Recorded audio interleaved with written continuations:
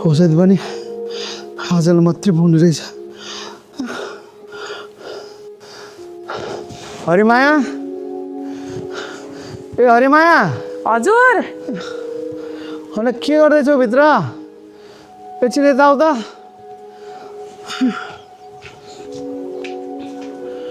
के भयो? किन बोलाउनु भएको? म भित्र तरकारी केलाउँदै थिएँ। एकछिन बस न, बस त। औषधि पनि सकिएछ भने भोलिलाई पनि पुग्दैन। झट्टै छोरालाई फोन गरेर मगाइहाल त ल।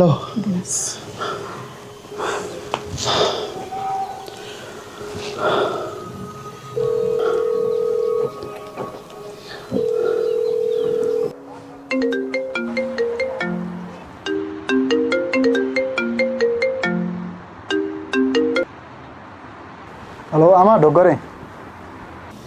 हेर न बाबु, तिम्रो बुवाको औषधि सकिएछ, भोलि पठाइदेऊ है। ए हुन्छ आमा, म अहिले ड्युटीमा छु। बुहारीलाई भनेर म पठाउन लगाइदिन्छु नि है आमा। बुवाको अलि केयर गर्नु होला। ए ल ल बाबु, हुन्छ। तिमी पनि आफ्नो ख्याल गर है। अनि के भने त छोराले? भोलि पठाइदिन्छ अरे बुहारीलाई भनेर। तपाईँ अब नआत्ती बस्नुहोस् है। ल।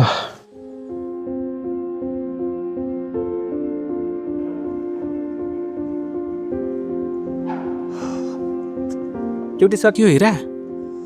सक्यो यार, भर्खर आज त लास्टै भोक लागेको छ यार। ए हो र, अनि कहाँ थियो तेरो ड्युटी? त्यही 2 नम्बर पोस्टमा थियो यार। आज अलि तरकारी अलिक खलस लाग्यो मलाई।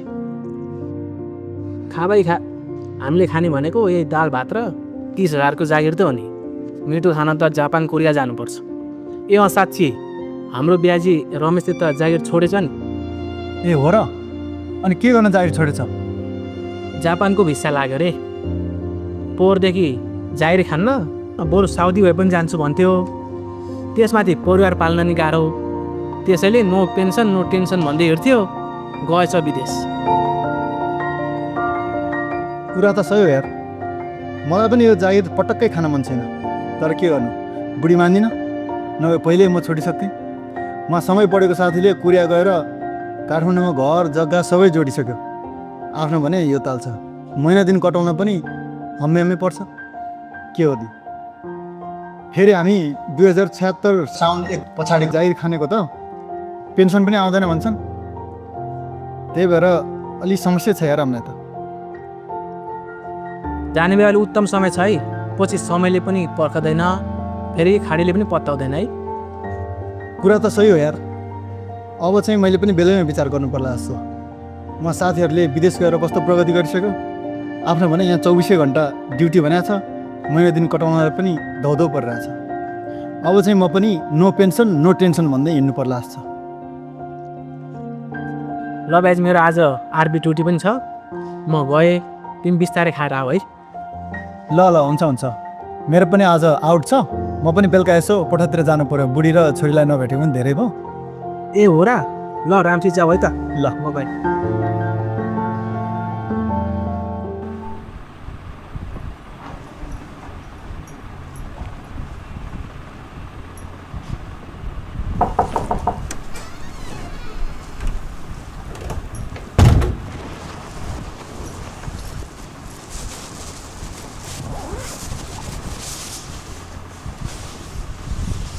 नानी छ निदाइसकेछ नि त।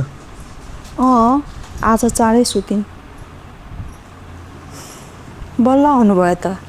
आज त 4 इन्चु भन्नुभएको थियो। के गर्नु, आउने भनेको +2 पढ्दाखेरिको साथी भेट भयो कि विष्णु, कोरियाबाट आएछ। अब चिया खाउँ त भन्ने कुरो भयो। फेरि यतिकै छोडेर आउने कुरो पनि भएन। त्यही भएर अलिक ढिला भयो। हो र? कहिले आउनु भएको रहेछ त?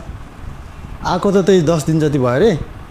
काठमाडौँमा जग्गा किन्नु पर्यो भनेर खोज्दै हिँडिरहेको छ। होइन, कोरियामा त पैसाको बोट हुन्छ है क्या हो? के विधि पैसा कमाएको? विदेशको पैसा भनेको त भेलबारी जस्तै हो क्या बाबा। त्यसको केही भर हुँदैन। ल ल, तिमीलाई नै थाहा छ सबै कुरा। बरु छोरी त स्कुल गइरहेछ नि। भर्खर स्कुल जान थालेको, स्कुलमा खेलेर कुदेर होला थाकेर चाँडै सुतिन्। उता पुलिस स्कुलमा पुलिस जति सबैलाई बाबामा भन्छन् अरे। हेर्दा हेर्दा हाम्रै छोरी पनि पुलिस स्कुल पढ्न जान सक्ने भइछन् है। अब बिस्तारै ठुली हुन्छन्। हजुरको जागिर 20 वर्ष हुँदा त +2 दिने हुन्छन्। जागिर 20 वर्ष त होइन बुढी, म 10 वर्ष पनि खान्न। यस्तो तालले चाहिँ जिन्दगी चल्छ जस्तो लाग्दैन मलाई। त्यसो भनेर कहाँ हुन्छ र बाबा? हजुरको जागिरले गर्दा छोरीले पुलिस स्कुलमा पढ्न पाएकी छिन्। उता बुबाले दमको औषधि खान पाउनु भएको छ। सरकारी जागिर भनेको त सरकारी जागिर नै हो के। आज अरूले धेरै पैसा कमायो भनेर त्यसको पछि नलाग्नु हो। भोलि हाम्रो पनि दिन आइहाल्छ नि। दिन त आउँछ कि, तर पैसा कमाउने दिन चाहिँ नआउने भयो भनेर मात्र टेन्सन भएको। बुझ्यौ कुरा? पछि जे हुन्छ हुन्छ। जागिर छोड्ने चाहिँ कुरा नगर्नु। यो कुरा बुवा मम्मीले थाहा पाउनुभयो भने कति टेन्सन मान्नुहुन्छ सोच्नुहोस् त। तिमीले चाहिँ कुरा बुझ्छौ कि जस्तो लागेको थियो। तिमी पनि उही ड्याङको मुला रहेछौ। बरु मलाई भोक लागिसक्यो, जाउँ खाना खानु। हुन्छ जाऊँ।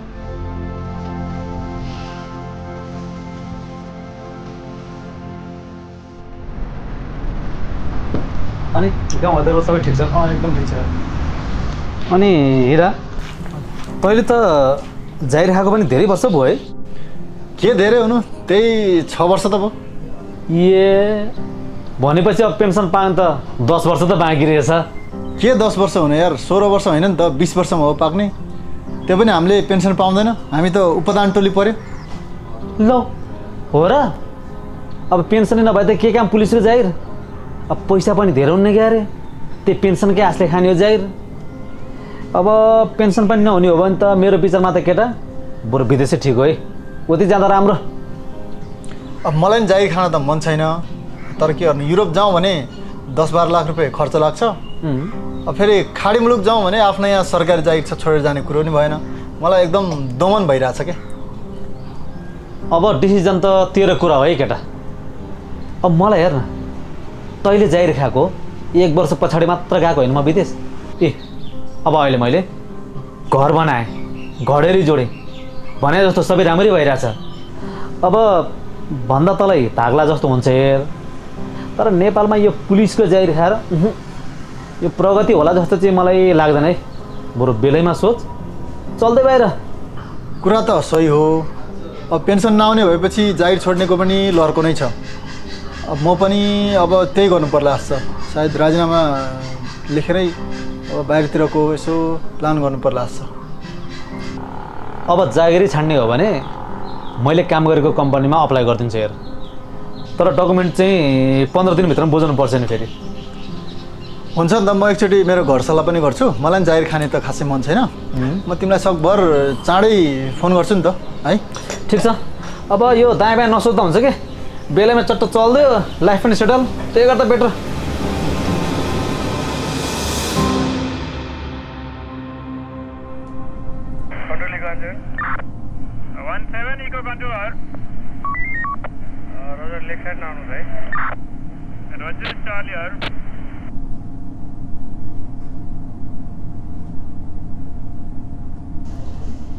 जागिर किन छोड्न थाल्यो तिमीले? तिमी त राम्रो काम गर्ने मान्छे हो। पोहोर पनि उत्कृष्ट काम गरेर पुरस्कार पाएका छौ, अहिले पनि राम्रो काम गरिरहेका छौ। हुन त हो सर, अब घरको आर्थिक अवस्था पनि अलिक कमजोरै छ। त्यसमाथि बुवा दमको बिरामी हुनुहुन्छ सर। अब हामी 2076 साउन 1 पछाडि जागिर खानेहरूको त पेन्सन पनि आउँदैन भन्दो रहेछ सर। त्यही भएर यो पेन्सन नआउने भएपछि जागिर खाइरहनु उचित जस्तो लागेन सर। कसले भन्यो तिमीलाई यो पेन्सन आउँदैन भनेर? जसले पनि पेन्सन आउँदैन नै भन्छ सर। हेर भाइ, यो पेन्सन नआउने भन्ने चाहिँ हल्ला मात्रै हो।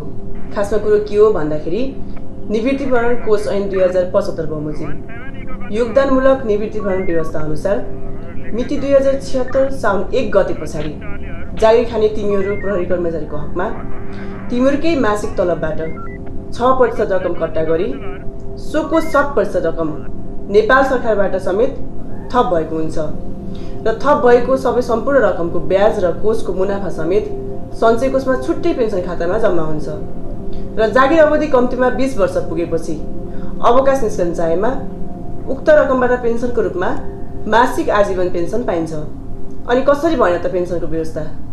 ए मैले त पेन्सन नै पाउँदैन होला भन्ने बुझेको थिएँ सर। मैले त गलत बुझेको रहेछु नि। बल्ल आज म छर्लङ्ग भएँ। अब म यो कुरा सबैजनालाई बुझाउँछु सर। हो नि, यो कुरा धेरैलाई बुझाउनु जरुरी छ। निवृत्ति प्रमाण पाउने कर्मचारीको हकमा प्रत्येक 3 वर्षमा खाइपाई आएको रकममा 10% दरले 5% वृद्धि समेत हुँदै जान्छ। हल्लाको भरमा जागिर छोड्दा धेरैले पछुताउनु परेको छ। हाम्रो जागिर भनेको त जागिर मात्र नभएर एउटा नागरिकप्रतिको सेवा पनि त हो। तत्काल हेर्दा हातमा धेरै पैसा नपरे पनि हामीलाई धेरै किसिमको सेवा सुविधा छ। त्यसैले जागिरलाई त सुनौलो अवसर रूपमा लिनुपर्छ। बुझ्यौ तिमीले? अनि 20 वर्षभन्दा अगाडि नै जागिर छोड्यो भने चाहिँ के हुन्छ नि सर? 20 वर्षभन्दा अगाडि नै जागिर छाडेमा कोषमा जम्मा भएको रकम, कोषले आर्जन गरेको आम्दानी र ब्याज समेत एकमुष्ट प्राप्त हुन्छ। अनि यो नियम चाहिँ नेपाल प्रहरीलाई मात्र लागू नभएर विक्रम सम्वत 2076 साल साउन 1 गते पछाडि नेपाल सरकारको स्थायी नियुक्ति लिने सम्पूर्ण कर्मचारीलाई लागू हुन्छ।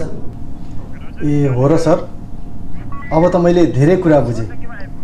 अवकाशपछि बिरामी बिदा पैसा, घर बिदाको पैसा, औषध उपचार खर्च पनि पाइने र आफ्नो परिवार बिरामी भयो भने नेपाल प्रहरी अस्पतालमा उपचार गर्न पनि पाइने। फेरि कम्तीमा 20 वर्ष प्रहरीमा सेवा गरे योगदानको आधारमा आजीवन पेन्सन पनि पाइने रहेछ नि, होइन सर? अब त म कहाँ जागिर छोड्छु र? अब त बरु प्रहरी सेवामै लागेर आफ्नो वृत्ति विकासमा ध्यान दिन्छु नि सर। ठिक भन्यो। पेन्सन पाइँदैन भन्ने भ्रम धेरैलाई रहेछ। अब यो कुरा सबैलाई बुझाउनु जरुरी छ।